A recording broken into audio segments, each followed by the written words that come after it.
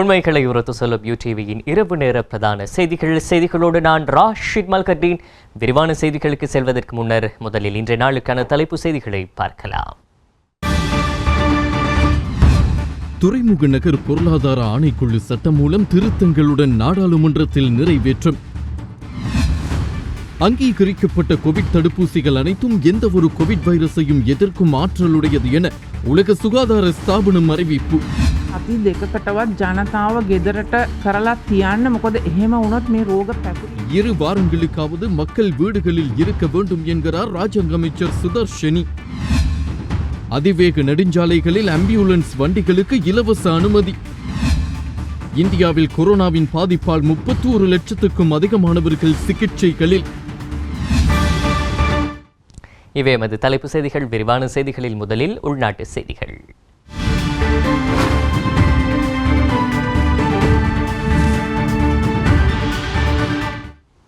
கொழும்பு துறைமுக நகர பொருளாதார ஆணைக்குழு சட்ட மூலமானது இன்று நாடாளுமன்றத்தில் 89 மேலதிக வாக்குகளால் நிறைவேற்றப்பட்டது. இச்சட்டமூலம் தொடர்பான வாத விவாதங்கள் நேற்றும் இன்றும் நாடாளுமன்றத்தில் இடம்பெற்று வந்த நிலையில் இன்று வாக்கெடுப்பு நடத்தப்பட்டு நிறைவேற்றப்பட்டுள்ளது.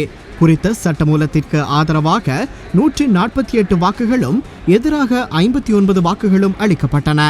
அதற்கமைய இந்த சட்டமூலம் நிறைவேற்றப்பட்டுள்ளதாக சபாநாயகர் நாடாளுமன்றத்தில் அறிவித்தார். කොළඹ වරාය නගරයේ ආර්ථික කොමිෂන් සභා 50 කෙටුම්පත තුන්වෙනි වර කියවා සංශෝධන සහිතව සම්මත කරන ලද බව දන්වනු කැමැත්තෙමි. இந்த அரசாங்கம் ஆட்சிக்கு வருவதற்கு தேரர்களையும் நாட்டுப்பற்று என்ற வார்த்தையை பாவித்தாலும் அதே தேரர்களை தூற்றுகின்ற நிலைக்கு தற்போது மாறியுள்ளதாக எதிர்க்கட்சித் தலைவர் சஜித் பிரேமதாச தெரிவித்துள்ளார். துறைமுக சட்டமூலம் மீதான விவாதத்தின் போதே அவர் இதனை தெரிவித்தார். அத்தோடு நாடாளுமன்ற உறுப்பினர்கள் பலர் இந்த சட்டமூலம் குறித்து தங்கள் கருத்துக்களை தெரிவித்தனர். ස්ථානවලට වැඩිය දියුණු ශක්තිමත් වැඩිම මූල්‍ය ශක්තියක් ආයෝජනයක් ආකර්ෂණය කරන ලෝකයේ ලොකුම ප්‍රධානතම කේන්ද්‍රස්ථානයේ බවට පත්වීම අපේ අරමුණ. හැබැයි මේ කරන හැම දෙයක්ම විය යුත්තේ ආණ්ඩු ක්‍රම ව්‍යවස්ථාව රැකෙන ආකාරයට. මූල්‍ය නගරයක් හදනවයි කියලා රට පාවලා දෙන්න බෑ. ජාතිය ඇතුළු සෙසු ජාතීන් පාවලා දෙන්න බෑ. රටේ ජනතාව පාවලා දෙන්නට බෑ. මොකද්ද මේ 50 කෙටුම්පත මේ කොරෝනා අස්සේ මේ මරණ අස්සේ මේ ආසාදිතින් දිහිවෙන තත්ත්වයක් තුල මොකද්ද මේ කඩිගුලප්පුව? 69 ලක්ෂයක් 68 ලක්ෂයක් වෙනුවෙන් ලොකුවට කතා කරනකොට කෝ එදා තිබුණු දේශහිතයිසීත්වය, කෝ දේශප්‍රේමීත්වය, කෝ දේශානුරාගය, කෝ දේශයට තිබ්බ ආලය, බලය ලබාගත්තු හැටි ඒව ඔක්කොම අමතකයි. ඔක්කොම අතුරුදහන් වෙලා. දැන් මොකද කරන්නේ? තුට්ටු දෙකට රට විකුණන්න යනවා. අපි පනතට විරුද්ධයි. මේකේ තියෙන අගතිගාමී පියවරන් තවදුරටත් රටට හානියක් නොවන ආකාරයට නිර්මාණය කරන්නටයි අපි සංශෝධන ඉදිරිපත් කරලා තියෙන්නේ. එහෙම නැතුව අපි පනතට පක්ෂ නැහැ. ගෞරවනීය නායක ස්වාමීන් වහන්සේ ඇල්ලේ ගුණවංශ හාමුදුරුවෝ දැන් මොකද්ද කියන්නේ? බාර දුන්නු රට ඒ විදිහටම බාර දෙන්නලු. ඒ වගේම අපේ ගෞරවනීය ඇල්ලේ ගුණවංශ නායක ස්වාමීන් වහන්සේ අනුශාසනා කරනවා පෝට් සිටි ඡන්ද විමසීමේදී දේශප්‍රේමියා කවුද, දේශද්‍රෝහියා කවුද කියන එක හොඳට හඳුනා ගන්න පුළුවන් කියලා. මැති මන්ත්‍රීතුමන්ලාගෙන් මන්ත්‍රීතුමන්ලාගෙන් මම නෙවෙයි මේක කියන්නේ. දේශප්‍රේමියා කවුද, දේශද්‍රෝහියා කවුද කියන එක නමින් නමට නම් කිරීමේ දිනේ අද දවසයි. ඒ කියන්නේ ගරු ඇල්ලේ ගුණවංශ නායක ස්වාමීන් වහන්සේ දිනා ගන්නට හොඳයි. දිනා ගන්නට ඇල්ලේ හාමුදුරුවෝ හොඳයි. දැන් කියනවා හොද ගන්නයි කියලා. කවුද ඒක කිව්වේ? කවුද මන්ත්‍රීතුමා බය නැතුව කියන්නේ මමයි කිව්වේ කියලා? නැගිටලා කියන්න කවුද මමයි කිව්වේ කියලා? නැගිටලා කියන්නේ.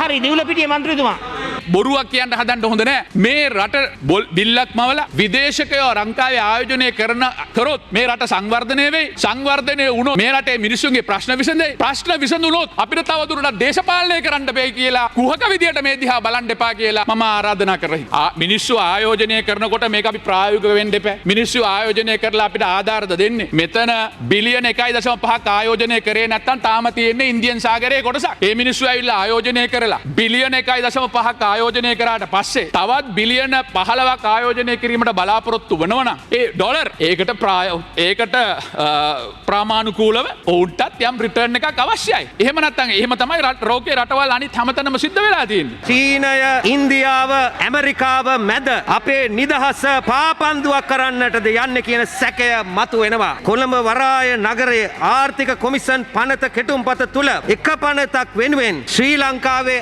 ආණ්ඩු ක්‍රම ව්‍යවස්ථාව මම ගණන් කරපු හැටියට 26 වතාවක් උල්ලංඝනය කරලා තිබෙනවා. අපේ රට ඒකපාර්ශවීය කරන්න ගිහින් අවදානමේ දාන්න එපා කියන එක සඳහන් කරන්න වෙනවා. ඔබලාට මේ වරාය නගරය ආර්ථික කොමිෂන් පනත හදිසි වුණාට රටේ මිනිස්සුන්ට කොරෝනා වසංගතේ මරබියෙන් පනාදිමින් තමයි රටේ මිනිස්සු සිටින්නේ. මේ මිත්‍යා කතා අපි ඇති කරන මේ වැඩපිළිවෙල තුල ඇමරිකානු ඩොලර් බිලියන 15ක ඉලක්කයට මේ වැඩපිළිවෙල ගමන් කරන්නට පුළුවන්. මේ අලුත්ම දොරටුවක් ආර්ථිකයේ අලුත්ම දොරටුවක්.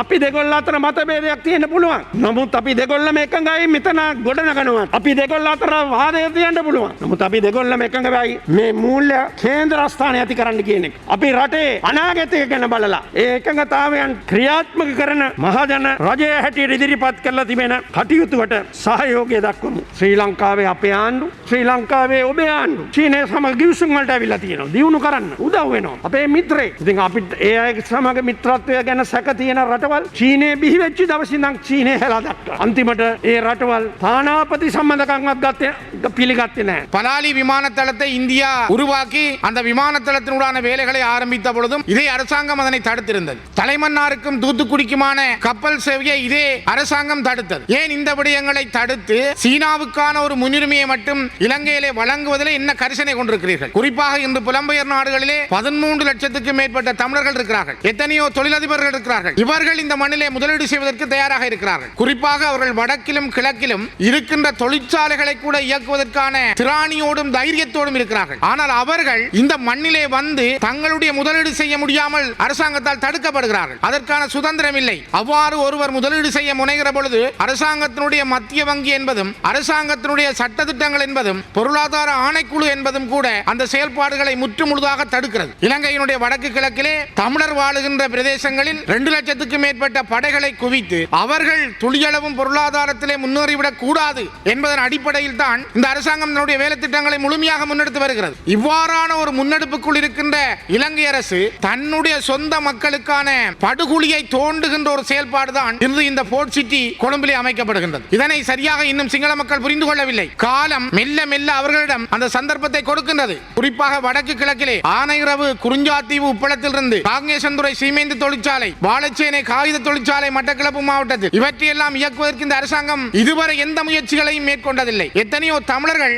தமிழ் தொழிலதிபர்கள், புலம்பெயர் நாடுகளில் உள்ளவர்கள் இதனை செய்வதற்கு முன்வந்த பொழுது இந்த அரசாங்கம் அதற்கான எந்த ஒரு ஒத்தாசையும் வழங்கவில்லை. ஆகவேதான் நான் இந்த இடத்திலே சமர்ப்பிக்கிறேன். நீங்கள் வடக்கு கிழக்கிலே இருக்கின்ற தமிழர்கள், குறிப்பாக புலம்பெயர் நாடுகளில் இருக்கிற தமிழர்கள் வடக்கு கிழக்கிலே அழிந்து போன பொருளாதாரத்தை கட்டியெழுப்ப அவர்களுடைய முதலீடுகளை அந்த மண்ணிலே மேற்கொள்வதற்கு நீங்கள் அனுமதியுங்கள். உங்களுக்கு கூட ஒரு சமஷ்டி அடிப்படையில் உங்களோடு இணைந்து வாடுகிற ஒற்றுமை உங்களுக்கு இருந்தால் வடக்கு கிழக்கிலே இருந்து உங்களுக்கு கடன் தரக்கூடிய அளவிற்கான எத்தனையோ தொழில் துறைகளை உருவாக்க முடியும். அதனை விடுத்து இந்த நாட்டை நாணயம், போலீஸ் எல்லாவற்றையும் விற்று இந்த நாட்டினுடைய இறமையை விற்று சீனாவால் உருவாக்கப்படுகின்ற 7 செயற்கை தீவுகளில் உருவாக்கப்பட்டிருக்கின்ற தீவுகளில் 7வதாக இந்த தீவை நீங்கள் உருவாக்கி இருக்கிறீர்கள். இந்த நாட்டினுடைய அழிவு பாதையிலே ஒரு முதல் காலடியை நீங்கள் வைத்திருக்கிறீர்கள். පහුගිය කාලේ අපි දැක්ක මේ විපක්ෂයේ විසින් මේක චීන කොලොනියක් කියලා නම් කරන්න උත්සාහ කරනවා. ඒ කියන අයම පහුණු ඒ කතාවේ අවසානයේදී කියනවා මේකට අපි උදව් කරන්නත් ලෑස්ති මේ වෙනස්කමුත් කරන්නයි කියලා. මහින්ද රාජපක්ෂ ජනාධිපතිතුමා මේ පෝට් සිටි එක හැදුවම මෙතුමල්ලාට එදා උමනාව තිබ්බ එක නවත්තන්න. ඒක නවත්තන්න හොයාගත්ත එක්ස්කියුස් එක නැත්තම් ලබා දෙන කාරණේ තමයි මේකේ රේසින් ට්‍රැක් එකක් හදන්න ගියා කියලා. ඒකේ හදන්න ගිහපු රේසින් ට්‍රැක් එකක් නෑ. දැන් අලුතෙන් රේසින් ට්‍රැක් හදන්නේ නෑ. තියෙන පාරමේ රේස් පදින්න. ඒක තමයි ලෝකේ ස්වභාවය. අවසානයේ ගිවිසුමත් වෙනස් කරගෙන මෙතුමල්ලාත් උත්සාහ කරා මහින්ද රාජපක්ෂ මහත්තයා මේක පටන් ගත්තට කමන්නේ අපිත් මේ පනත ගෙනල්ලා සම්මත කරගමු කියලා. හැබැයි ඔබතුමාලට පනත හදාගන්න බැරි වුණා. මේක තමයි ඇත්ත කතාව.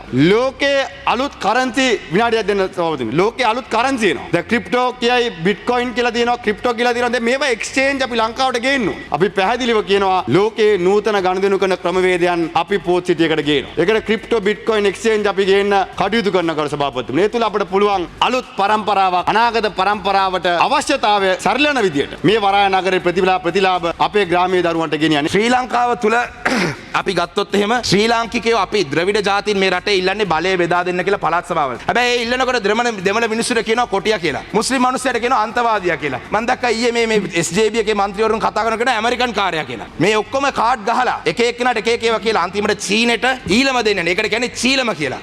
චීලම දෙයි චීනෙට හැබැයි එතනින් නවතින්නේ නෑ මන්ත්‍රීතුමියනි. ශ්‍රී ලංකාව ඇතුළටත් මේ චීන කට්ටිය එනවා. ශ්‍රී ලංකාවේ හැම කෑල්ලක්ම අල්ල ගන්නවා ආර්ථිකය පැත්තෙන්. එතකොට ලංකාව චීලමක් දීලා ශ්‍රී ලංකාව ශ්‍රී ලංකාව කියන එක තමයි මේ රටට කියන්න තියෙන කියලා මම මෙතන කියලා මම අවසන් කරනවා. චීනය වැනි රටක් ලෝක බලවතෙක් හැටියට වැඩ කරනවා. මේ සේද මාවතේ ඔවුන්ගේ පැත්තෙන් බැලුවොත් උපාය මාර්ගික ඔවුන්ට වැදගත් වෙන්න පුළුවන්. ලෝකෙටත් වැදගත් වෙන්න පුළුවන්. අපේ පිහිටීම අනුව වැදගත් වෙන්න පුළුවන්. හැබැයි මොකද මේ චීනට හමුදා කේන්ද්‍රස්ථානයක් කරගන්න දීලා? චීනයේ මිලිටරි ලොකේෂන් එක අපිට පරිවර්තනය කළාද? බෝරු බියවල් ඇති කරනවා. මේක මුල්‍ය නගරයක්. මේකට ආයෝජන ගේන්නේ චීනය පමණක් නෙවෙයි. ඇමරිකානු ආයෝජන පවා එන්න පුළුවන්. ඉන්දියානු ආයෝජන එන්න පුළුවන්. වෙන ඕනම ලෝකයේ ඕනම රටක ඕනම බලවතෙක්ගේ ආයෝජන එන්න පුළුවන්. ඒ නිසා මේක මේ චීනය තමන්ගේ කොලනියක් හදනවා කියන ආකල්පය තමුන්නාන්සලා පතුරවන එක සම්පූර්ණ අපි ප්‍රතික්ෂේප කරනවා. මේකෙන් 125ක ප්‍රමාණයක් තමයි 99 අවුරුදු බද්දට චීනයට ලැබෙන්නේ. අපේ අම්මලා විදේශ ගෘහ සේවයට යවන්න එක උනත් නතර කරන්න පුළුවන් වෙන විදිය හයියක් මේ රටේ ආර්ථික වශයෙන් මේ රටට එන්නේ. ඒ නිසා ලක්ෂ ගණනක රැකියාව උත්පාදනය වෙන ඒ රැකියාව වලින් අතිමහත් බහුතරය මේ ස්වදේශික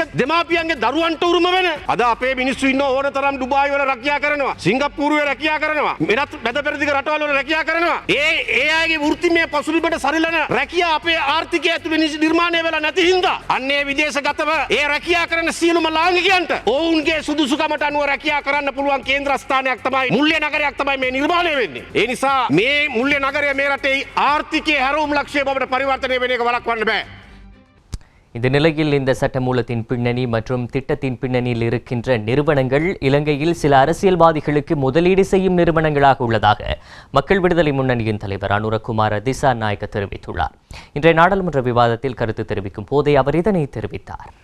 ඒ පවුල් කඳවුර ඉන්නකොට අනිත් පැත්ත නියෝජනය කරන කවුද කරු නියෝජක කතානායකතුමනි මේ චයිනා හාබර් සමාගමට ස්ටෑන්ඩඩ් චාටර්ඩ් බැංකුවේ 0.139 දරන ජංගම ගිණුමක් තියෙනවා. මේ ජංගම ගිණුමෙන් 2014 12 මාසයේ 12 981 321 දරන චෙක්පතෙන් මිලියන 40ක් ලබා දෙනවා. 2015 7 වෙනිදා 981 328 දරන චෙක්පතෙන් මිලියන 25ක් එම ගිණුමෙන් නිදහස් කරනවා. 2015 දෙවනිදා 981 333 දරන චෙක්පතෙන් රුපියල් මිලියන 25ක් නිදහස් කරනවා. 2015 7 වෙනිදා චන්ද්‍ර කලින් දවසේ 981 335 දරන චෙක්පතෙන් මිලියන 25ක් නිදහස් කරනවා. 2014 12 වෙනි මාසයේ 31 වෙනිදා 981 319 දරන චෙක්පත 981 320 දරන චෙක්පතනුත් මිලියන 58ක් නිදහස් කරනවා. කාටද මේ මුදල් නිදහස් කරන්නේ? මේ මුදල් නිදහස් කරන්නේ මේ වෙලාවේ ජනාධිපතිවරණේ මහින්ද රාජපක්ෂ මහත්මයාගේ දේශපාලන වැඩවලට. එයා තමයි මේ චයිනා හාබර් සමාගම මෙතන ඉන්නේ. ඒ විතරක් නෙවෙයි. මේ වාර්තාව මම විතරක් නෙවෙයි. ඇමරිකන් එක්සත් ජනපදයේ නිව්යෝර්ක් ටයිම්ස් වාර්තාවේ මිලියන 7.3ක් ලබා දුන්න බව වාර්තා වුණා. ඒ වෙලාවේ කරු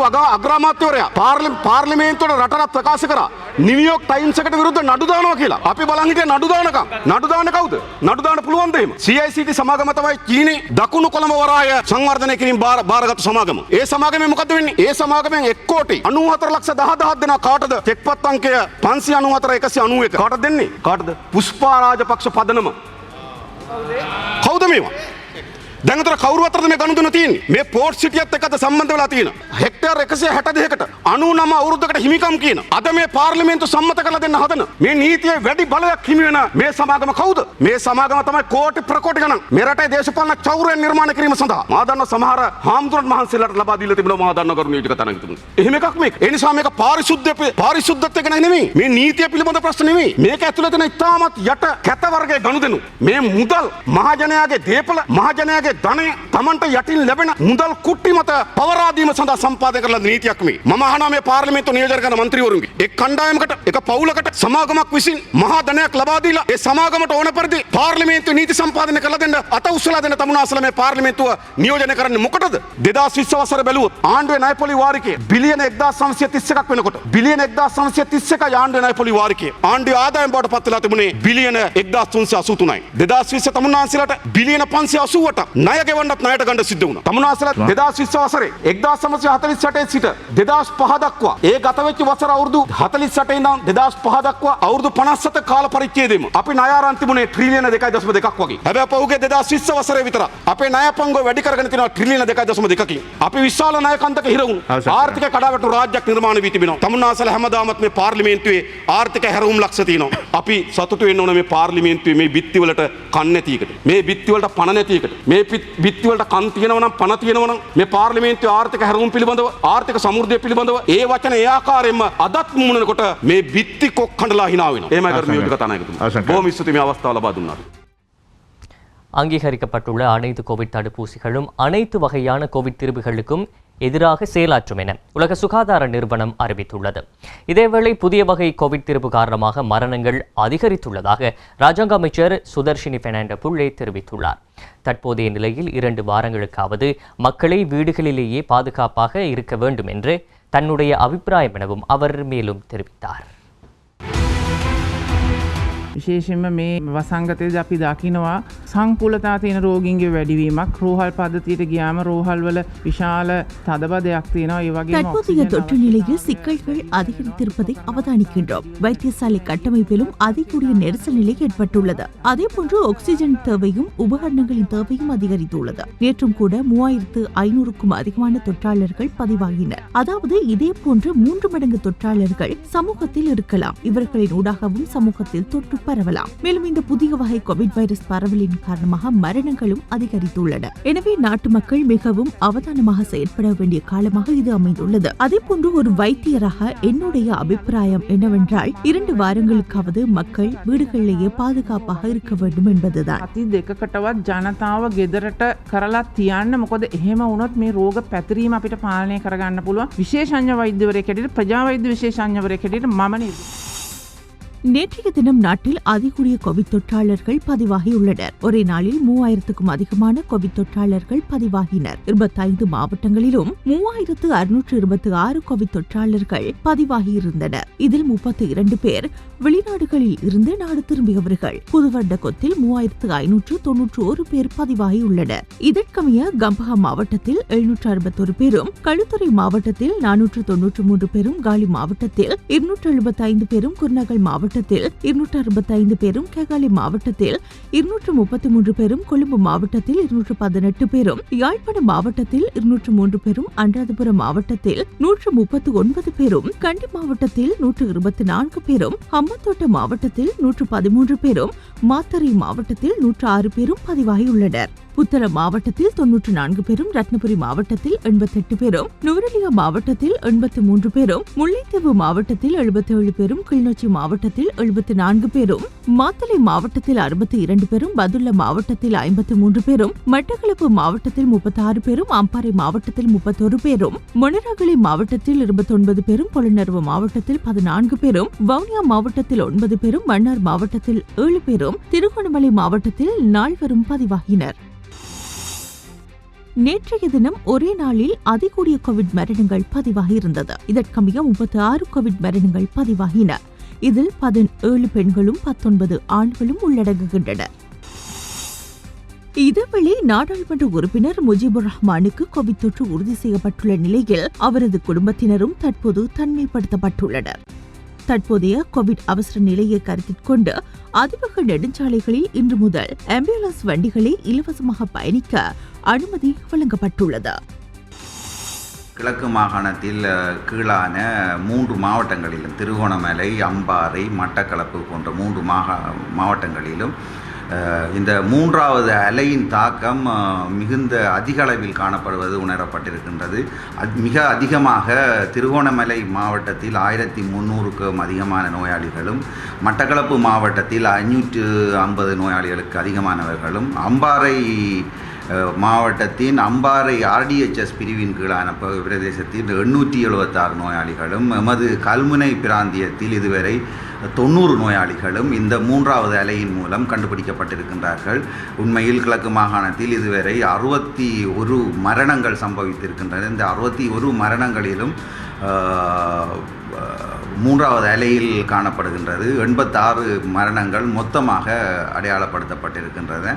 இந்த உலக சுகாதார நிறுவனத்தினால் அங்கீகரிக்கப்பட்டுள்ள அனைத்து வகை கோவிட் தடுப்பூசிகளும் அனைத்து வகையான கோவிட் திரிபுகளுக்கு எதிராகவும் செயலாற்றும் ஆற்றலுடையது என உலக சுகாதார நிறுவனம் அறிவித்துள்ளது. இந்நிலையில் நாட்டில் AstraZeneca, Sinopharm, Sputnik V ஆகிய கோவிட் தடுப்பூசிகள் செலுத்தப்பட்டு வருகின்றன. நேற்று வரையில் AstraZeneca கோவிட் தடுப்பூசியின் 2வது டோஸை செலுத்தியுள்ளவர்களின் மொத்த எண்ணிக்கை 3,04,961 அமைந்துள்ளது. மேலும் ஸ்புட்னிக் V தடுப்பூசி 14,000க்கும் அதிகமானவர்களுக்கு செலுத்தப்பட்டுள்ளது. மேலும் நேற்றைய தினம் சீனாவின் சைனோஃபார்ம் கோவிட் தடுப்பூசியானது 16,845 பேருக்கு செலுத்தப்பட்டிருந்தது.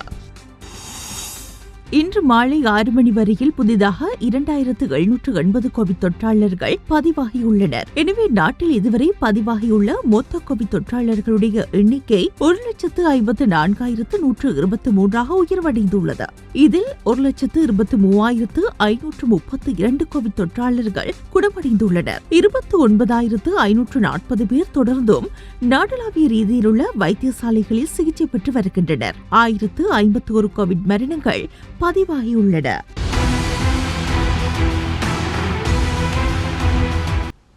நாட்டில் மேலும் சில பிரதேசங்கள் இன்று காலை முதல் தனிமைப்படுத்தலில் இருந்து விடுவிக்கப்பட்டுள்ளன. 6 மாவட்டங்களைச் சேர்ந்த 42 கிராம உத்தியோகத்தர் பிரிவுகள் இவ்வாறு தனிமைப்படுத்தலில் இருந்து விடுவிக்கப்பட்டுள்ளதாக ராணுவ தளபதி ஜெனரல் ஷவேந்திர சில்வா தெரிவித்தார்.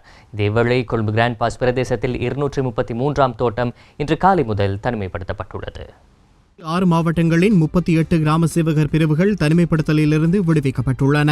இதற்கமைய கொழும்பு மாவட்டத்தின் 8 கிராம சேவகர் பிரிவுகளும், கம்பஹா மாவட்டத்தில் 9 கிராம சேவகர் பிரிவுகளும், களுத்துறை மாவட்டத்தின் 16 கிராம சேவகர் பிரிவுகளும், மாத்தளை மாவட்டத்தில் 3 கிராம சேவகர் பிரிவுகளும், நுவரெலியா மாவட்டத்தில் 1 கிராம சேவகர் பிரிவும், வவுனியா மாவட்டத்தில் 1 கிராம சேவகர் பிரிவும் தனிமைப்படுத்தலிலிருந்து விடுவிக்கப்பட்டுள்ளன.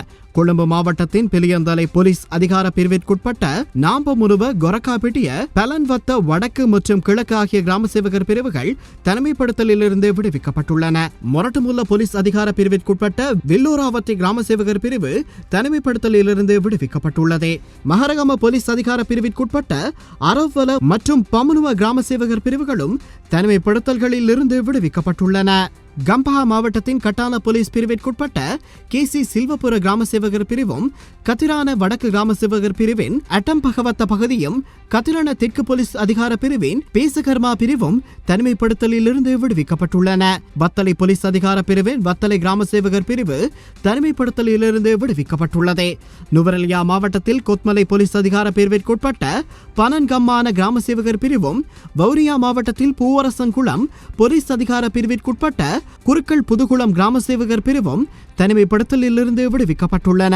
இதேவேளை மட்டக்களப்பு மாவட்டத்தில் மட்டக்களப்பு போலீஸ் அதிகார பிரிவிற்குட்பட்ட சின்ன ஊரணி, பலமீன்மடு கிராம சேவகர் பிரிவுகளும், காத்தான்குடி போலீஸ் பிரிவிற்குட்பட்ட திருச்செந்தூர், கல்லடி, வெள்ளூர் கிராம சேவகர் பிரிவுகளும், நொச்சிமுனை கிராம சேவகர் பிரிவிற்குட்பட்ட பூநொச்சிமுனை கிராமம் தவிர்ந்த ஏனைய கிராமங்கள் தனிமைப்படுத்தப்பட்டுள்ளன. மேலும் கொழும்பு கிராண்ட் பாஸ் பிரதேசத்தில் மகவத்த வீதி 233 தோட்டம் பகுதி இன்று காலை முதல் தனிமைப்படுத்தப்பட்டுள்ளதாக ராணுவ தளபதி ஜெனரல் சவேந்திர சில்வா தெரிவித்துள்ளார்.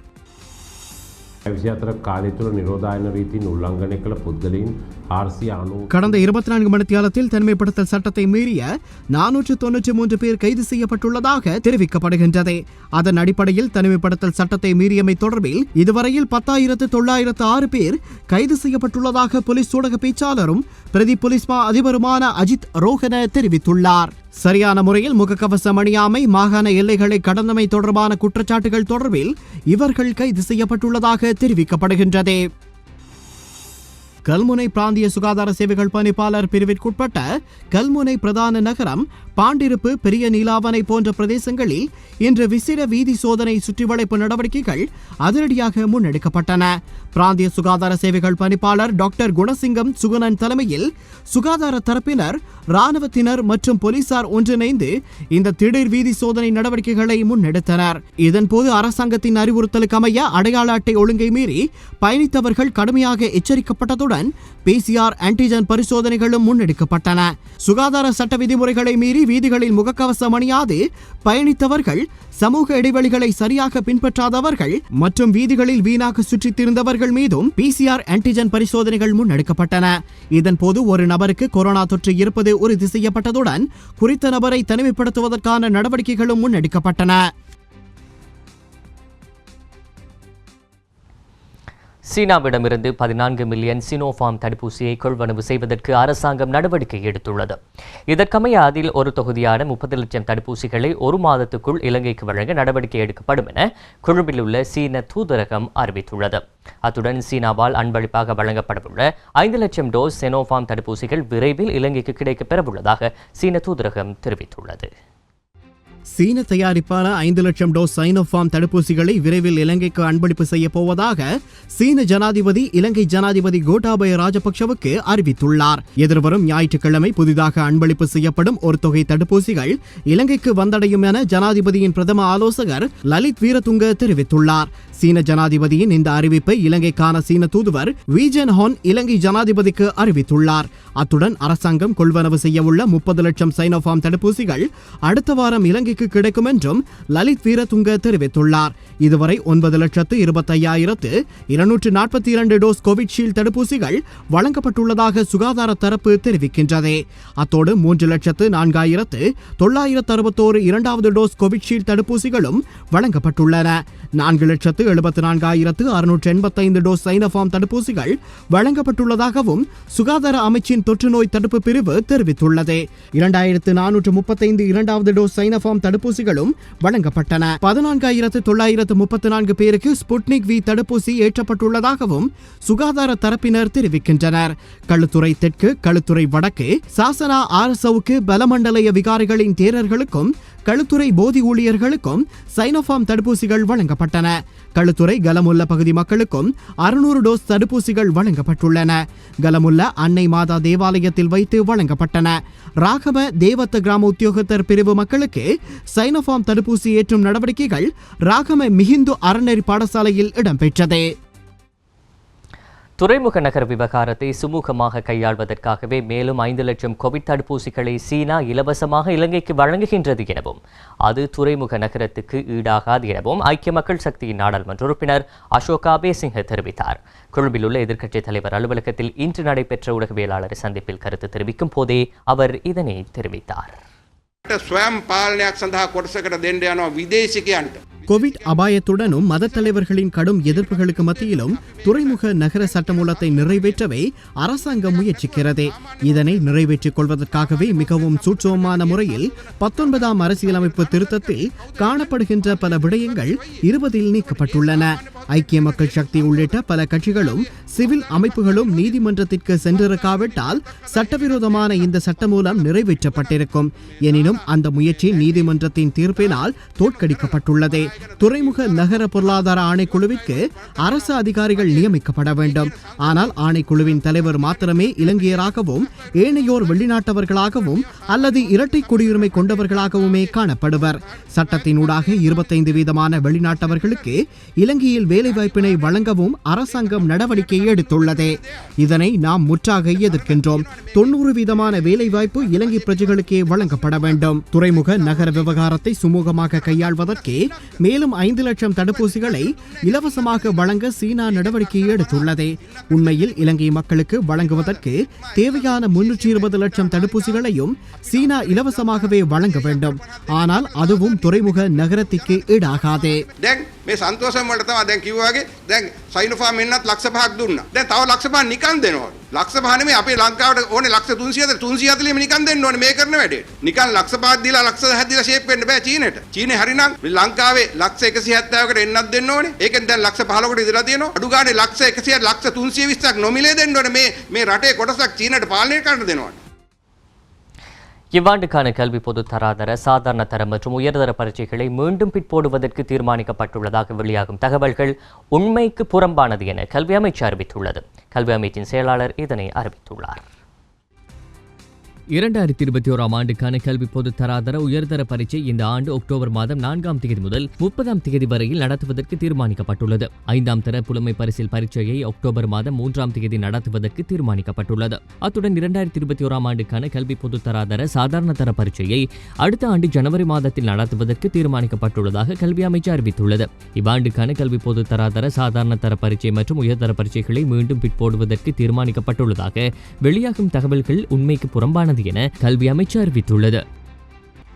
இந்த அளவில் யூடிவி நிறைவு நேர பிரதான செய்தி அறிக்கையை நிறைவுக்கு கொண்டு வருகிறோம். எமது அடுத்த பிரதான செய்தியை நாளை இரவு 7:30 எதிர்பாருங்கள். தொடர்ந்தும் யூடிவி நிகழ்ச்சிகளோடு இணைந்திருங்கள்.